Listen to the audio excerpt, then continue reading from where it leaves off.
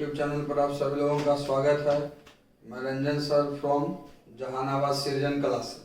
कल आपको हम 2 क्वेश्चन पूछे थे बुक से, उसको बोले थे कि कमेंट बॉक्स पर जवाब दीजिएगा, तो बहुत सारे स्टूडेंट जवाब दिए हैं। तो पहला का डी है, दूसरा का ए है। आज भी देखिए, है ना, 2 क्वेश्चन आपका बुक से दे रहे हैं, पढ़ाया हुआ है। कहता है कि John Donne is a poet. John Donne एक कवि है, रोमांटिक, नेचर, मेटाफिजिकल, विजनरी। दूसरा question, were satisfied with a small village. छोटे छोटे गांव से संतुष्ट थे।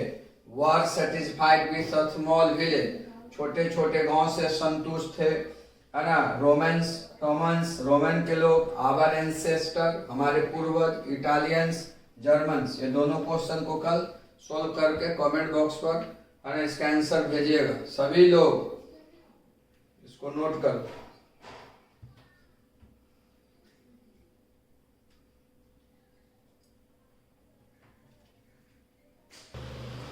हम लोग पढ़ेंगे फ्यूचर इंडेफिनिट टेंस के बारे में।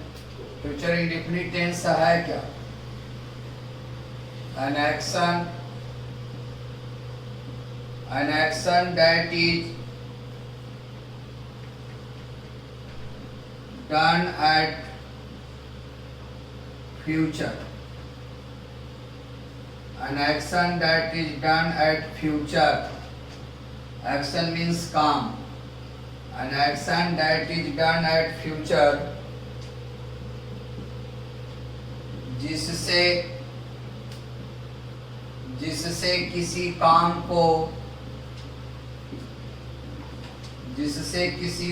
को भविष्य में होने का बोध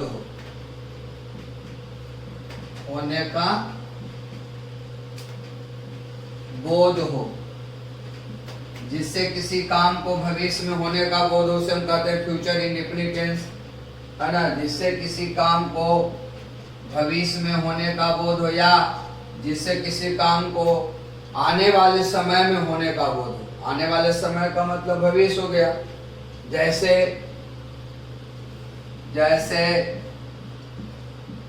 मैं एक पत्र लिखूंगा, यानी पत्र लिखे नहीं है, पत्र लिखूंगा, यानी पत्र लिखने का काम भविष्य में होगा, आने वाले समय में होगा। जैसे हम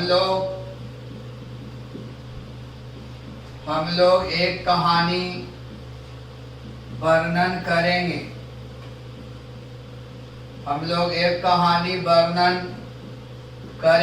यानी कहानी वर्णन किए नहीं है, कहानी वर्णन करेंगे, यानी कहानी वर्णन करने का काम कब होगा? भविष्य में होगा, यानी आने वाले समय का बोध हो रहा है सेंटेंस से। जैसे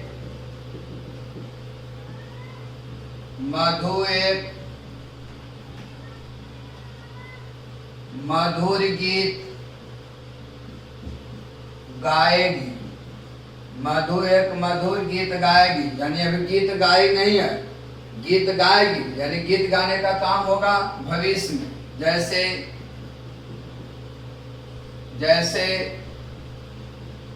वह एक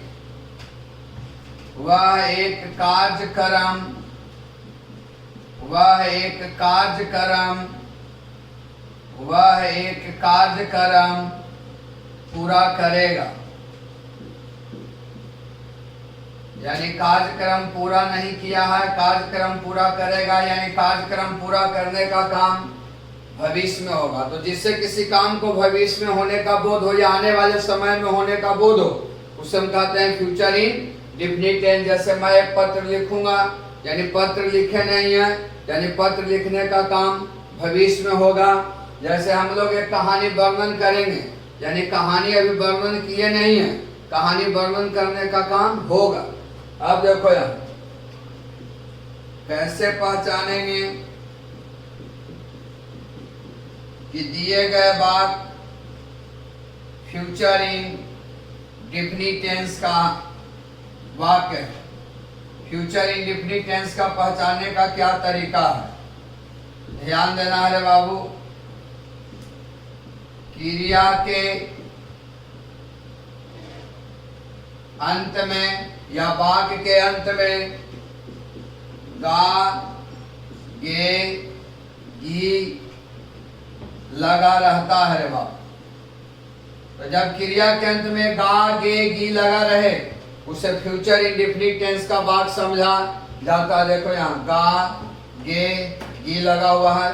तो जब क्रिया के अंत में या वाक्य के अंत में गा गे गी लगा रहे उसे फ्यूचर इंडेफिनिट टेंस का वाक्य समझा जाता है। और जिससे किसी काम को भविष्य में होने का बोध हो उसे फ्यूचर इंडेफिनिट टेंस कहते हैं। देखो इसका कंस्ट्रक्शन रे बाबू, बनाने का नियम, जिसे आप स्ट्रक्चर भी कहते हैं, पैटर्न भी कहते हैं। तो सबसे पहले सब्जेक्ट के अनुसार शैल या विल प्लस V1 यानी मुख्य क्रिया V1 में रहेगा, क्रिया का पहला रूप में ऑब्जेक्ट प्लस अदर वर्ब्स। तो सब्जेक्ट के अनुसार शैल या will plus V1 object plus other verbs. हम लोग शैल और विल का प्रयोग तभी करेंगे जब वाक्य रहेगा फ्यूचर इंडेफिनिट टेंस का। अब देखो यहाँ आई और बी के साथ शैल लगेगा रे बाबू, आई और बी के साथ शैल। अब बाकी अंड के साथ या बाकी सभी सब्जेक्ट के साथ, बाकी सभी सब्जेक्ट यानी सभी कर्ता के साथ विल का प्रयोग होगा, विल का प्रयोग होगा। तो सिर्फ आई और बी के साथ शैल लगेगा और बाकी सभी सब्जेक्ट के साथ विल का प्रयोग करेंगे। हम लोग शैल और विल का प्रयोग तभी करेंगे जब वाक्य रहेगा फ्यूचर इंडेफिनिट टेंस का। फ्यूचर इंडेफिनिट टेंस का पहचानने का तरीका है कि वाक्य के अंत में या क्रिया के अंत में गा गे गी लगा रहेगा। और जब फ्यूचर इंडेफिनिट टेंस का वाक्य रहेगा तो बनाने का नियम है सब्जेक्ट के अनुसार शैल या will V1 object plus other verbs. I और बी के साथ शैल का प्रयोग करना और बाकी सभी सब्जेक्ट के साथ विल का प्रयोग करना, इसको नोट करो।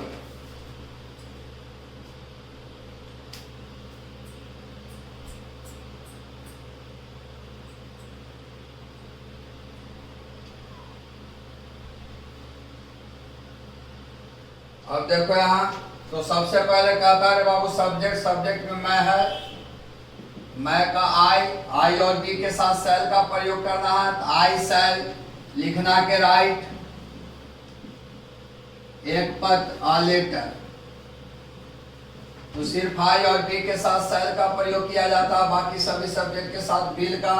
हम लोग का बी के साथ शैल, बी शैल वर्णन करना के एक्सप्लेन ए स्टोरी। चलो देखो यहाँ मधु एक मधुर गीत गाएगी। तो सिर्फ आई और बी के साथ शैल का प्रयोग करना है, बाकी सभी सब्जेक्ट के साथ विल का प्रयोग करना है।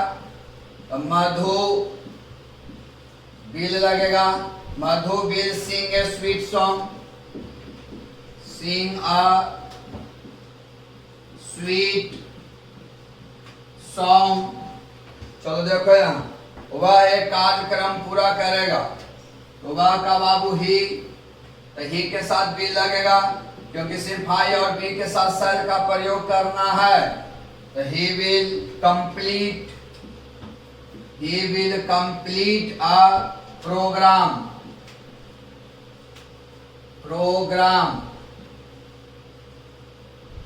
चलो नोट करो इसको।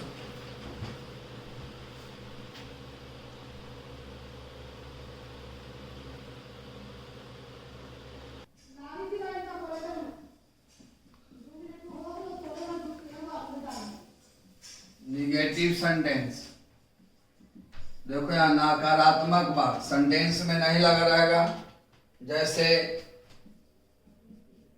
जैसे मैं एक पाठ नहीं अध्ययन करूंगा।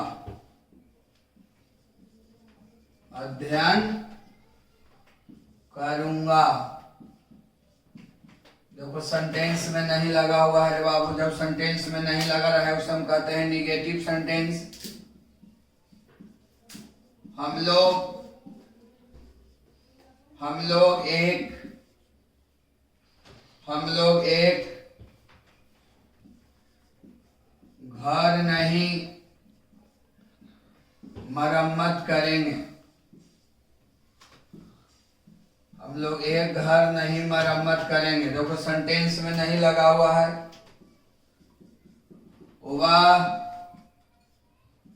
वह प्रथम इनाम नहीं जीतेगा। वह प्रथम इनाम नहीं जीतेगा। सेंटेंस में नहीं लगा हुआ रे बाबू। अब देखिए यहां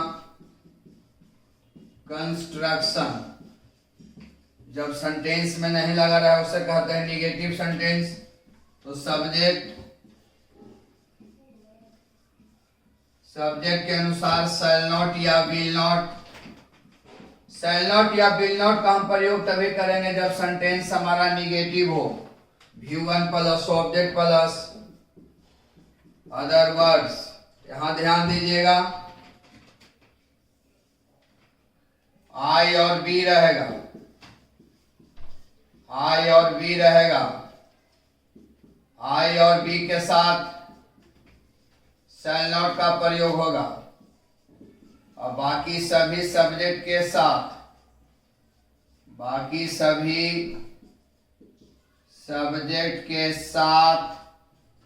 विल नॉट। क्या लगेगा रे बाबू? Will not. तो शैल नॉट या विल नॉट का हम प्रयोग तभी करेंगे जब सेंटेंस हमारा निगेटिव होगा। फ्यूचर इंडेफिनिट टेंस का जब निगेटिव सेंटेंस होगा तब आई और बी के साथ शैल नॉट का प्रयोग कीजिएगा और बाकी सभी सब्जेक्ट के साथ विल नॉट का प्रयोग करना है। तो मैं का आई के साथ shall not, I shall not study a lesson. चलो देखो यहां हम लोग का बी के साथ shall not, we shall not repair a house. चलो सब्जेक्ट में हुआ है, हुआ का ही के साथ विल नॉट लगेगा। सिर्फ आई और बी के साथ शैल नॉट का प्रयोग करना है। He will not win the first prize. The first prize, इसको नोट करो।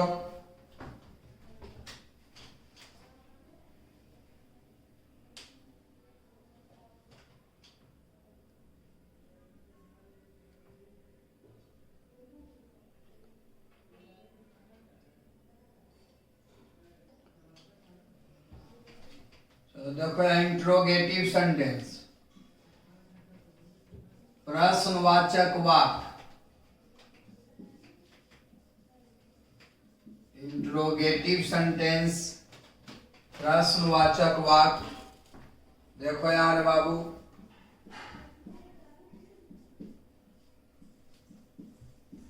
क्या हम लोग चुनाव में समर्थन करेंगे? क्या हम लोग चुनाव में समर्थन करेंगे? देखिए सेंटेंस क्या चीज से शुरू हुआ, क्या से।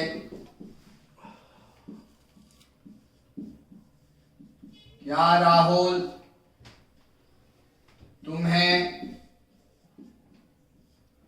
तुम्हें सम्मानित करेगा? क्या राहुल तुम्हें सम्मानित करेगा? क्या वह जंगल में एक बाघ मारेगा? देखो सेंटेंस क्या चीज से शुरू हुआ है, क्या से, इसलिए इसे हम कहेंगे इंट्रोगेटिव सेंटेंस रे बाबू। चलो यहाँ कंस्ट्रक्शन देख लो। तो सबसे पहले शैल या हम विल का प्रयोग करेंगे सब्जेक्ट के अनुसार। आई और बी रहेगा तो सबसे पहले शैल लिखेंगे और बाकी सभी सब्जेक्ट के साथ विल। और उसके बाद subject V1, object, other words, प्रश्नवाचक चिन्ह। चलो अब यहां समझेंगे हम लोग का बी या बी के साथ शैल लगेगा। shall be support in the election।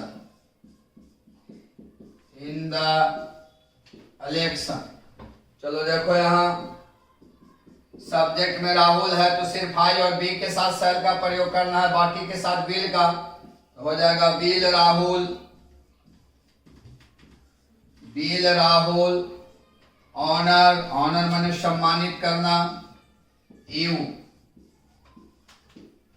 तो देखिए सब्जेक्ट में वह का ही या ही के साथ विल लगेगा, तो will he kill a tiger in the forest, या इन द जंगल भी लिख सकते हैं या वुड्स भी लिख सकते हैं। इसको नोट कर लो।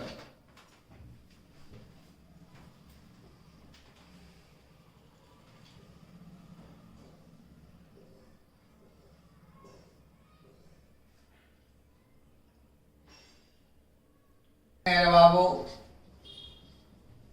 इंट्रोगेटिव प्लस निगेटिव क्या से भी शुरू रहेगा और नहीं भी लगा रहेगा।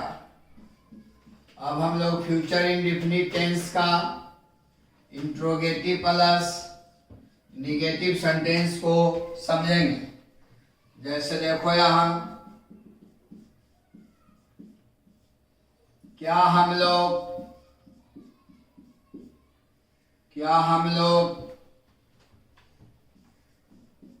वर्ग में नहीं शोरगुल करेंगे? क्या हम लोग वर्ग में नहीं शोरगुल करेंगे? यहां ध्यान देना है। क्या मोहन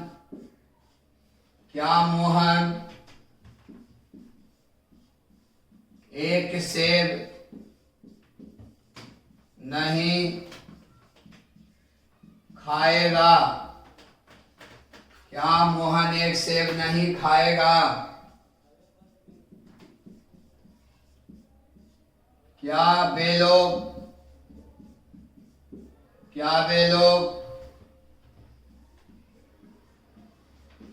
लोग सच्चाई नहीं छिपाएंगे? सेंटेंस में क्या लगा हुआ है और नहीं भी लगा हुआ है, इसलिए इसे कहेंगे इंट्रोगेटिव प्लस निगेटिव सेंटेंस। चलो अब देखो इसका कंस्ट्रक्शन रे बाबू। तो सबसे पहले हम शैल या विल का प्रयोग करेंगे। आई और बी रहेगा तो शैल लगेगा, बाकी के साथ विल। सब्जेक्ट के बाद not, V1, object, other words, प्रश्नवाचक चिन्ह। चलो ध्यान देना है। तो हम लोग का बी या बी के साथ शैल we not make a noise in the class।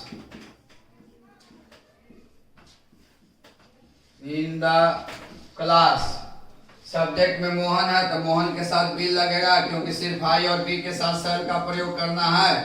तो bill Mohan eat an apple.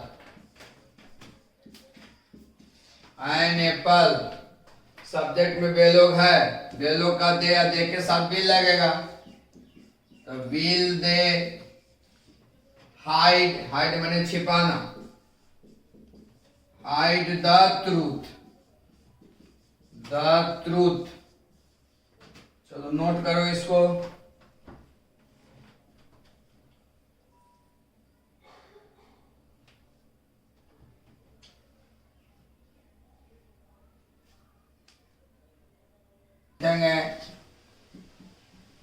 WH questions का इंट्रोगेटिव सेंटेंस।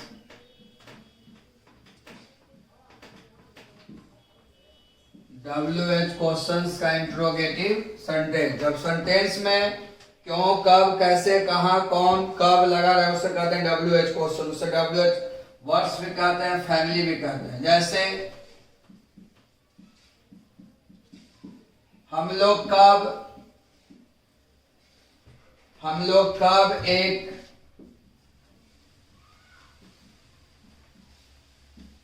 देशभक्ति गीत गाएंगे। हम लोग कब एक देशभक्ति गीत गाएंगे। देखो सेंटेंस में कब लगा हुआ है। जैसे सोहन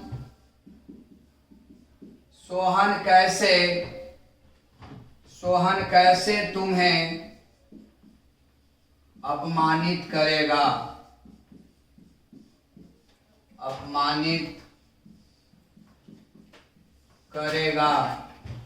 सोहन कैसे तुम्हें अपमानित करेगा। वे लोग क्यों एक पत्थर फेंकेंगे।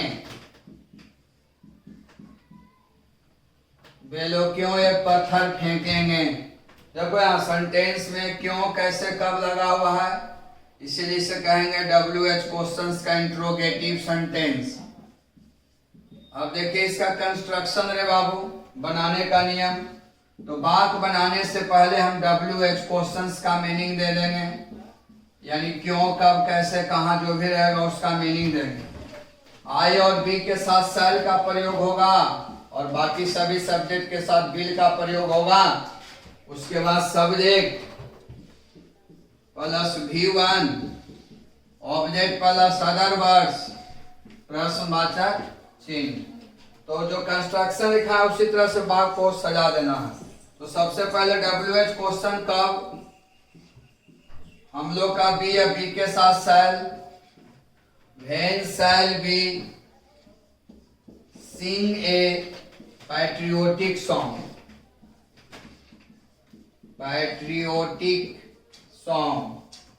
देशभक्ति गीत। वाक्य बनाने से पहले WH क्वेश्चन कैसे, WH क्वेश्चन में कैसे है, कैसे का हाउ, I और B के साथ shall का प्रयोग करना है। तो सोहन है तो will, how will Sohan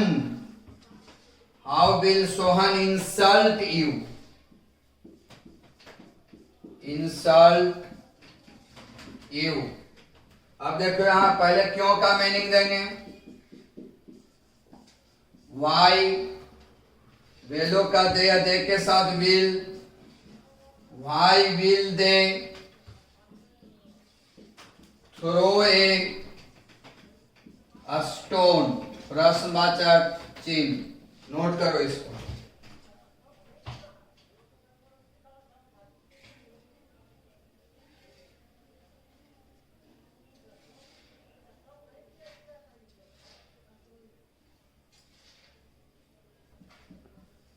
WH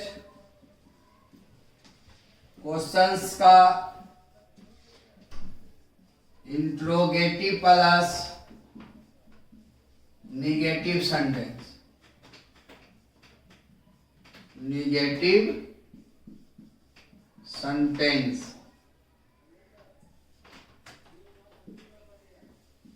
क्यों, कब, कैसे, कहां, कौन और नहीं लगा रहेगा। जैसे देखिए यहां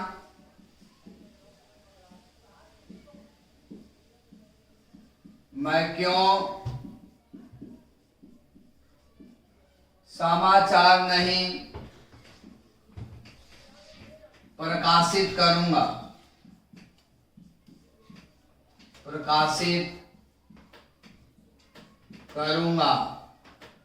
मैं क्यों समाचार नहीं प्रकाशित करूंगा। देखिए सेंटेंस में क्यों लगा हुआ है और नहीं लगा हुआ है, इसे कहेंगे WH क्वेश्चंस का इंट्रोगेटिव प्लस निगेटिव सेंटेंस। हम लोग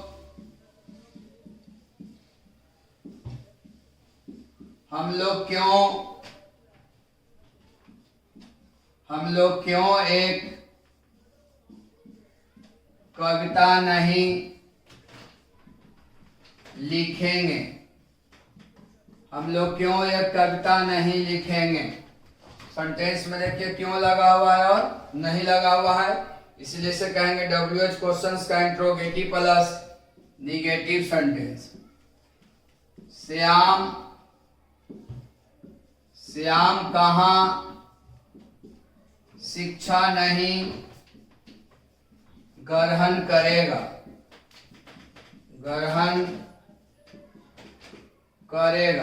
देखो यहाँ सेंटेंस में कहाँ लगा हुआ है और नहीं लगा हुआ है, इसीलिए इसे कहेंगे WH क्वेश्चंस का इंट्रोगेटिव प्लस निगेटिव सेंटेंस। तो बात बनाने से पहले हम WH क्वेश्चंस का मीनिंग दे देंगे। क्यों, कहाँ, कैसे, जो भी रहे उसका मीनिंग।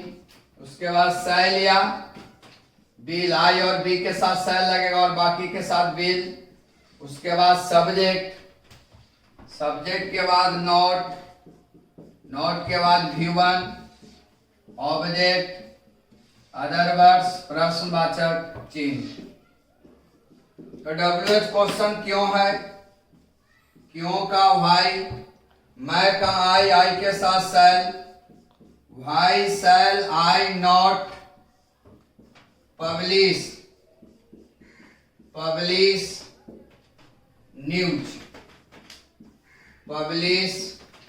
न्यूज।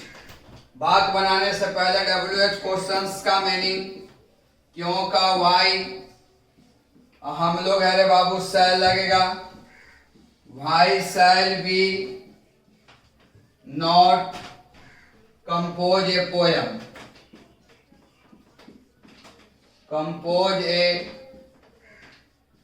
पोयम, कहाँ का बाबू, वेयर, श्याम है तो बी लगेगा क्योंकि आई और बी के साथ सिर्फ शैल का प्रयोग करना है। Shyam not assume education, assume माने ग्रहण करना, एज्यूम एजुकेशन, प्रश्नवाचक चिन्ह, नोट करो इसको।